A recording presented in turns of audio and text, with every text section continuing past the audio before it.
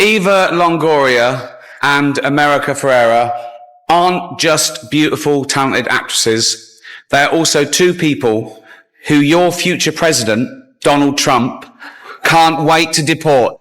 He seems a bit helpless now because he's like 55 and now he's a tampon rep and he wants to be a rock star still, like everyone does, and he's hemorrhaging cash and he puts a band together and he goes on the road and it's really tragic, but he just wants to be loved deep down, just like Donald Trump. With one line, Ricky Gervais turned a glittering stage into a political battlefield, telling Trump to deport his migrant wife, and in that instant it was no longer just a roast, it was a spotlight on the core contradiction of his brand. The wall builder, married to someone who climbed over one. So what happens when one of Britain's sharpest comedians dares Trump to follow his own immigration policy starting at home? It is all taken from public clips, real statements, and confirmed reporting. Grab a drink and maybe a diaper, you might laugh yourself wet. I think, what if we just told him he got in? Okay. And Okay.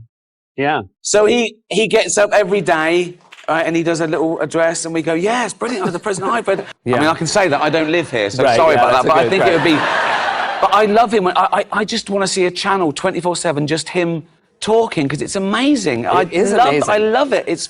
So, he doesn't mean to be funny. That's the beauty of it. And they're all extras. Right. They're all extras. And he just never knows. He was never president. Before we talk about the migrant wife, we need to talk about the man who built the wall. He wakes up, looks in the mirror, and still sees a president, while the rest of us see a fired TV host stuck in reruns. But Gervais is laughing at the fact Trump does not get the joke. It is reality TV with launch codes. He bans immigrants, barks slogans, builds walls. But the real performance is that he has been acting all along. And what came next, Trump did not laugh anymore. Don't use it as a platform to make a political speech, right? You're in no position to lecture the public about anything. You know nothing about the real world. Most of you spent less time in school than Greta Thunberg. So, if you win, right, come up, accept your little award, thank your agent and your God, and... Jerry was not just talking to actors, he was talking to anyone who preaches values they clearly do not live, by which brings us back to Trump, the man who says he wants to deport the bad ones, but never checks his own address. With the launch codes, though. That's the worrying thing, isn't it? Yeah. He has got those, hasn't he? Yeah. He's not allowed to. Maybe they've given him fake ones. And if all this still feels like comedy, here is the punchline you will not laugh at. Yes, Jerry delivered 3 words that exposed the one thing: Trump never built a wall around his own hypocrisy. Deport your migrant wife.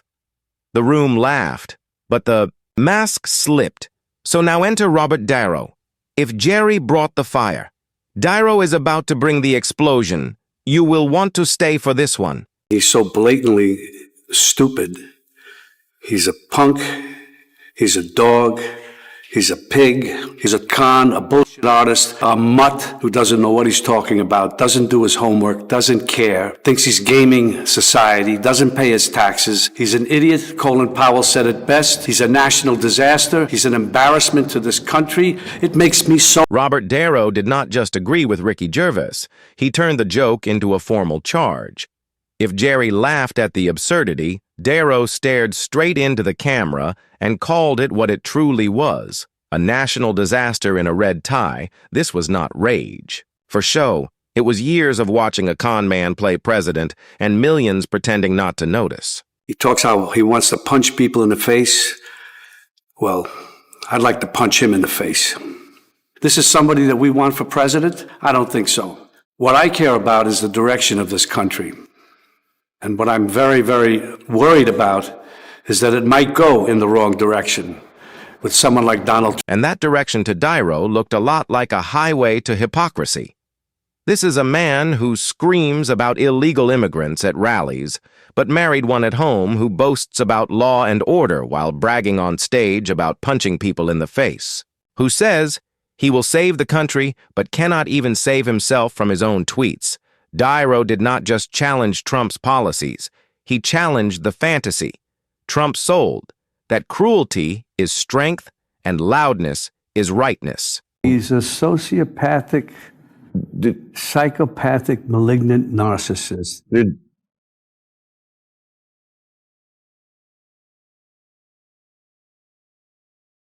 Yeah. He is a dangerous person. And we have to people realize, a lot of people, this audience, but the people who somehow think he's going to be the answer to their prayers, whatever those are. Did you know God him knows. when as fellow New Yorkers? Never wanted to know him. Never wanted to. No. You must have crossed. He's more than that to me. He's sick. He is really, genuinely a sick person that somehow has been allowed into our system. And I'm not calling him, I'm tired of calling him names. He just can't be anywhere near the office of the president. From a man who has played gangsters, tyrants, and broken men, Niro still believes Trump is the most dangerous role ever cast because in real life, you cannot yell cut when the man in the Oval Office thinks he is on The Apprentice. And while Trump kept spinning lies from the podium, Niro kept showing up with one painful truth. America did not just elect a con man, it hired one with a God complex and a gold-plated elevator. Today we have a kind of a weird, twisted president who thinks he's a gangster, who's not even a good gangster, because this is a guy that, you know, even gangsters like Honor Among Thieves, you shake a hand, you have your word. That's all you have. Yeah. Is your word, and they have your word, and that's it. This guy is not the. It is almost poetic. The man who built his empire on golden lies cannot even match the moral code of a movie mobster, because Trump did not just blur the line between reality TV and politics. He blurred the line between power and parody. And when a man like Niro, who has played every kind of bad guy, says Trump is not even good at being bad, you know the script is falling apart. Well, I don't know. You know, it's just that people like the outlaw type thing, except we have a wannabe gangster in the White House now. There are certain, you know, even gangsters have morals, and they have A code. They have ethics. They have a code. Maybe not more code. A code. They have a code, and you know, when you give somebody your word, it's your word because that's all you have is your word, especially in that world. This guy, he doesn't even know what that means. A wannabe gangster in a gold tower, but not the kind who keeps his word. Not even the kind who earns fear the hard way. Trump wants the image, the tough talk, the showbiz, swagger, the nobody messes with me brand, but real gangsters, at least know one thing: you protect your own. You do not scapegoat your wife for your own policies. And you do not preach purity while breaking every rule in the book. Trump did not break the mold. He broke the illusion. He is not the bad guy America needed. He is the blooper reel that somehow got elected. Into this country, I would like to say a few words to my fellow Americans. President Trump sought to overturn the results of an election, and of a fair election. President Trump is a failed leader. He will go down in history as the worst president ever. The good thing is that he soon will be as irrelevant as an old tweet. And then came Arnold, an immigrant who built the American dream from scratch, calling out the man who built a wall to keep others out while marrying one, and he did not need to scream like Trump. He simply said, Trump tried to overturn a fair election. He is a failed leader, soon to be as irrelevant as an old tweet that was not just critique, that was a mirror held up to hypocrisy. The president who bans immigrants married one. The man who screams fraud is the fraud. President Trump, I just saw your press conference with President Putin, and it was embarrassing. I mean, he stood there like a little wet noodle, like a little fanboy. I mean, I was asking myself, when are you going to ask him for an autograph or for a selfie or something like that? I mean, you literally sold out at this press conference our intelligence community, our justice system, and worst of all, our country. You're the president of the United States. You shouldn't do that. I mean, And just when you thought it could not get more humiliating, Arnold dropped the hammer. Trump, the tough guy, the self-proclaimed nationalist, stood next to Vladimir Putin like a wet noodle asking for a selfie. Arnold did not mock his hair, he mocked. The fact that Trump sold out his own country on live TV and still called himself strong, this was not just weakness, it was betrayal, dressed in a red tie and spray tan. They hired a big movie star, Arnold Schwarzenegger, to take my place. And we know how that turned out. The ratings went right down the tubes. It's been a total disaster. Hey, Donald, I have a great idea. Why don't we switch jobs? You take over TV because you're such an expert in ratings, and I take over your job.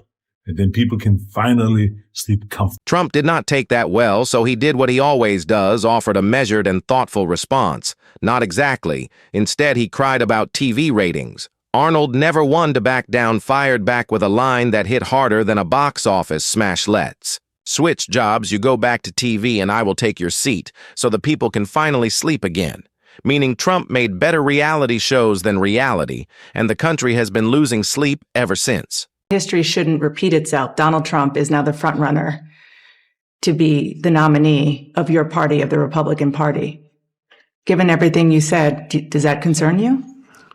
Absolutely not, because being a front runner of one party and letting them dig this hole deeper and deeper is going to make it easy for the Democrats in the end to win. It's sad to see that they couldn't come up with a new talent, with a new... When asked if he feared Trump might win again, Arnold did not hesitate. Because the real problem is not just that Trump is running, it is that his party is still digging in, still trapped in the same old rut, still selling the same broken promises. Just dressed in a fresh layer of fear, they did not find a new voice. They doubled down on the loudest and most dangerous one when the crowd chants, "Deport your migrant wife." It stops being comedy and becomes a wake-up call, a leader who fears immigrants. But shares a bed with one is not a punchline, it is a headline. Did that not tell you everything you need to know about Donald Trump?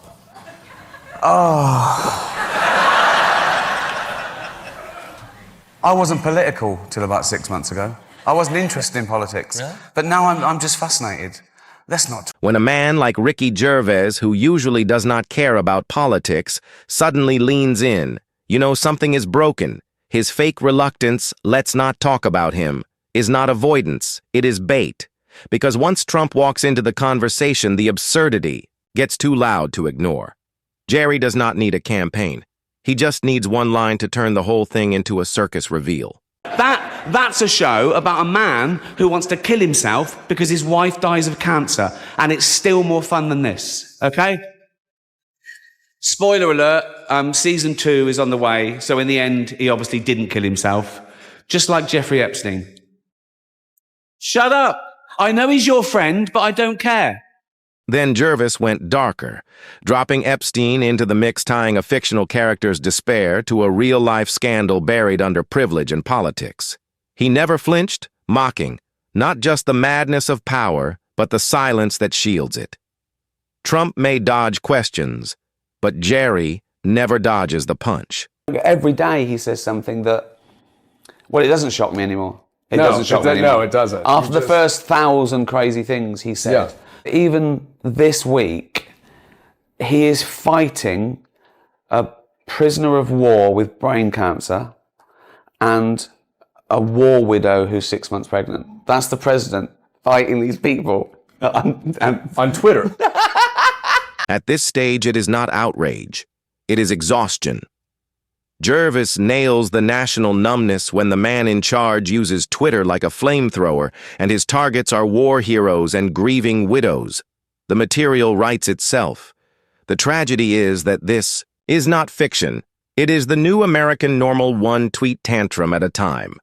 He's never had to does do or achieve anything in his life. You know, this is a man who's, you know, people fell for him because he was a good businessman. Well, actually, someone looked at it, right, and they worked out that if he'd have just put his acquired, inherited wealth on the top 50 stocks, he'd be $6 billion richer than he is. So he's effectively lost. So much for the myth of being self-made. Jerry rips the gold-plated mask and shows what lies under not a genius, but a man who underperformed a basic stock index. If Trump had done nothing, he would be richer. Instead, he built casinos that failed peddled, steaks nobody wanted, and sold bottled water as if it could cure ignorance. This is not just failure. It is failure with fans. man who was scared of a tame eagle. So this is not a brave man. I think he's got that childlike narcissism that he sort of, if he says it, it sort of might be true. But I think there's a bit of troll about him. And there's no one in his life to tell him that he's being a wazzock. It's funny because when I first heard Trump was running, I thought it was a bit of a joke, but now it's getting serious. So I don't know whether to laugh or not. And I don't know whether I want him to get in just to see what happens or to... Jer sums up how many felt at the start. I thought it was a bit of a joke. The punchline kept going, but now it had nuclear codes. What began as comedy became a cautionary tale, too ridiculous to be fake and too real to keep laughing that uneasy laugh. Is the sound of a country unsure whether it is watching a sitcom or a slow-motion crash. Even Gervais admits, I do not know if I want him to win just to see what happens. That is the danger when leadership turns into spectacle. Destruction starts to feel like entertainment. Again, I'm nearly numb to it now. I didn't even bother commenting on that tweet the other day where he said, if I had, even if that terrible shooting, I'd probably have gone in there even if I didn't have a weapon. That's what a 10-year-old says. I could beat up a lion. By now, Jerry was not angry. Just numb. He ignored Trump's claim that he would run unarmed into a school during a shooting, comparing it to a child bragging they could fight a lion bare-handed. Except this was no playground. This was a man who had once held nuclear codes, turning childish bragging into a national risk. Now I am. Now I can't wait for him to wake up and tweet. Yeah, well, we have to be. Do you know what I mean? Because something is... Oh, I think so. But now we go, who's in charge? He's doing what? Yeah. You know, it's like an experiment that went wrong. It's like when a teacher says, well, okay, you be in charge then. And then she goes, oh, God, I shouldn't have said that. Jerry no longer reads Trump's tweets with outrage. He waits for them with grim curiosity. I can't wait for him to wake up and tweet, he says. But it is not really a joke. It is what happens when a crisis is treated like a punchline. He likens Trump's presidency to a school experiment gone wrong when the teacher lets the loudest kid run the class and instantly regrets it, except this class runs immigration, foreign policy, and nuclear weapons. The laugh comes with a wince. I do it implicitly. I talk about stupidity, misunderstanding, arrogance, lies, all these things that are part of politics. I want people to know that I don't judge people who voted for him like I judge him. You know, I think you know, there were reasons for it. They're victims too. They were sold a lie. Jerry draws the line not between left and right, but between the liar and the lied. I do not judge the people who voted for him like I judge him because they were sold a fantasy wrapped in slogans and gold trim. They were not villains. They were victims of the most successful reality show Khan ever aired. And Jerry is not mocking them. He is mourning what they were promised. People want to know whose side you're on before they decide what you said was funny or good or right. They've picked a side. Yeah. And that's the problem. So people who like Trump will not see any bad in anything he does. He said himself, I could shoot someone on Fifth Avenue, and he's right. I don't understand why people fell for this, we're going to drain the swamp of this liberal elite from a man who lives in a gold house. Gervais ends with a blow, not at Trump, but at the loyalty that shields him. People want to know whose side you are on in today's politics. Tribalism beats truth, and Trump knew it. He once bragged he could shoot someone on Fifth Avenue and not lose support, and sadly he was right. Then Jerry delivers the irony, clean drain the swamp, they said, led by a man in a gold palace. You cannot invent that. But they bought it because when your hero glitters, the truth never stands a chance. They just want a big shiny red button that's attached to nothing. There's two. There's a shiny red button and a blue button, and one's for pizza, like that. And the other one doesn't really work. Well, speaking of people you who want just to be... blew up China, Mr. Trump. Good. Like that. And he thinks he's doing all this stuff, and he is. In the end, Ricky Jerry does not just mock a man. He bursts a myth. The so-called strong man becomes a guy pushing a red button that only orders pizza and a blue one that does nothing. And when he thinks he just blew up China, he mutters, good, still. convinced he is in control while everyone else knows the power is unplugged. This is not just a roast. It is a reality check.